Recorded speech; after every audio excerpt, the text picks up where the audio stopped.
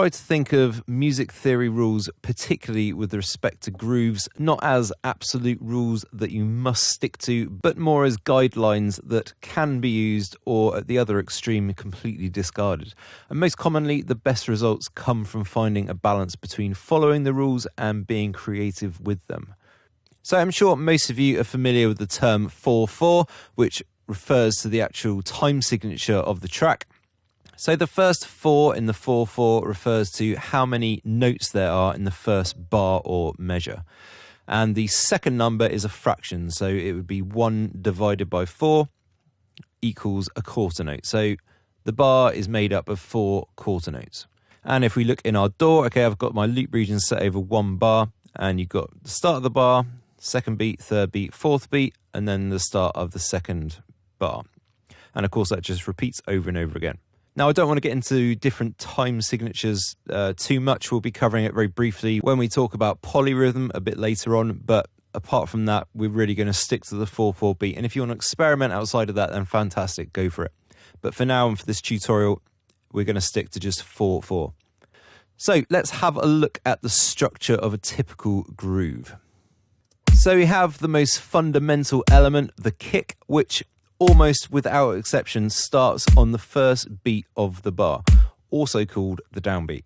Of course, in house and some other genres, the kick is then repeated on every quarter note after that, giving a very repetitive pulse-like feel to the beat.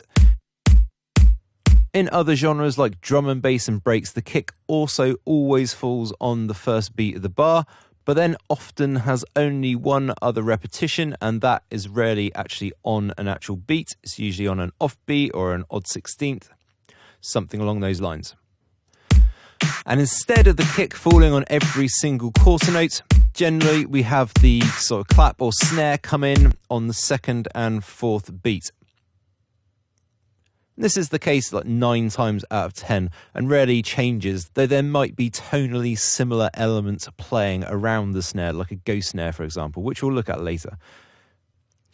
So those are the 2 sort of most fundamental elements. And then we have the ride element, which is not to be confused with the ride cymbal, although a ride cymbal could be a ride element, but the ride element could also be a hat, a shaker, a bongo, anything that plays a predominant part in the rhythm of the beat. And most commonly, this is a fairly repetitive pattern, usually with a hit on every 8th beat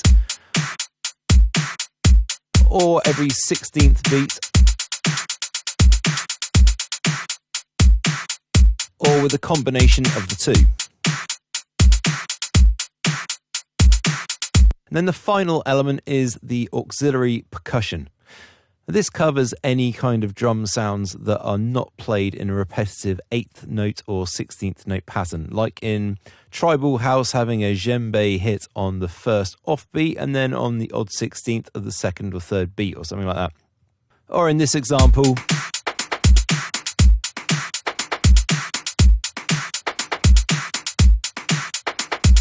where the extra percussion hits are just adding an extra sort of move to the rhythm. And mainly 2 things can be achieved with auxiliary percussion, and that is creating a counterpoint to the main rhythm of the kick and snare, like in this example, or it could actually be used to emphasize the main beat. So if we shift these around to where they're actually on, say like the kick and the snare,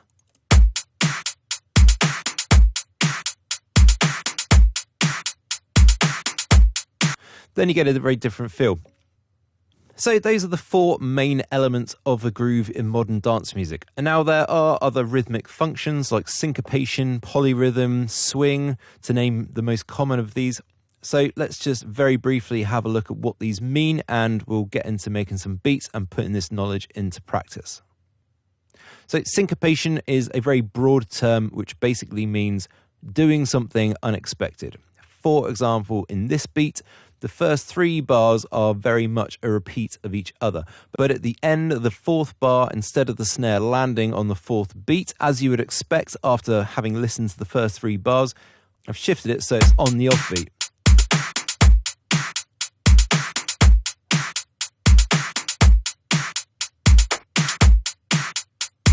So that is syncopation, and it could be achieved by moving any sound within the rhythmic structure or simply by leaving a sound out where it would normally be expected to play. Okay, so polyrhythm, as you may expect, is using two different rhythms over the top of each other. So I may use a 3/4 beat repetition over the top of a normal 4/4. So instead of having the full 4 beats, I actually only use 3 beats up to here with my new percussion sound like that, and then I literally copy it every 3 beats. So it's not playing in time with the main 4/4 beat, it's just every 3 beats is being repeated. I'll just chuck in a couple at the end there just to finish it off. And then when we play that,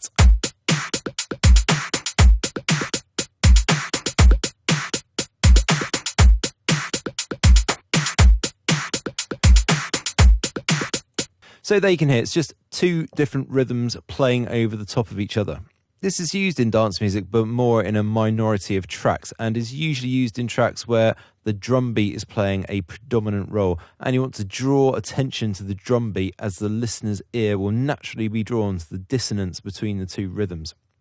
And then, of course, we have swing. Now, swing is one of the more widely known terms in music, and is simply offsetting the position of the 16ths to the main beats and the offbeats. So, as you can see here in the quantized panel, it shows me a representation of the 4 beats in my bar. And if I just turn up the swing, you can see that the 16th notes, these notes, all start offsetting from the main beat and the offbeat. So let me just show you what this actually sounds like. So with normal no swing at all,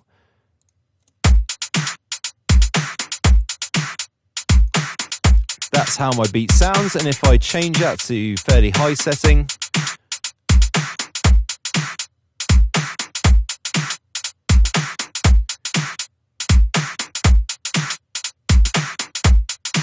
they can hear it's got a sort of more sort of funky kind of sound to it. And then I put it back to normal, and it almost sounds very plain and a bit boring without any swing at all. So swing has the effect of creating a bit of movement in a track, often perceived as giving it a bit of a funky feel to the music, or at least more funky relative to everything playing on a normal regimented 16ths pattern. Okay, so they are the main sort of rules or techniques, if you like, but just knowing them does not suddenly mean you'll be able to program amazing drums. So let's see how to make a few grooves and see where all these sort of principles come into it all.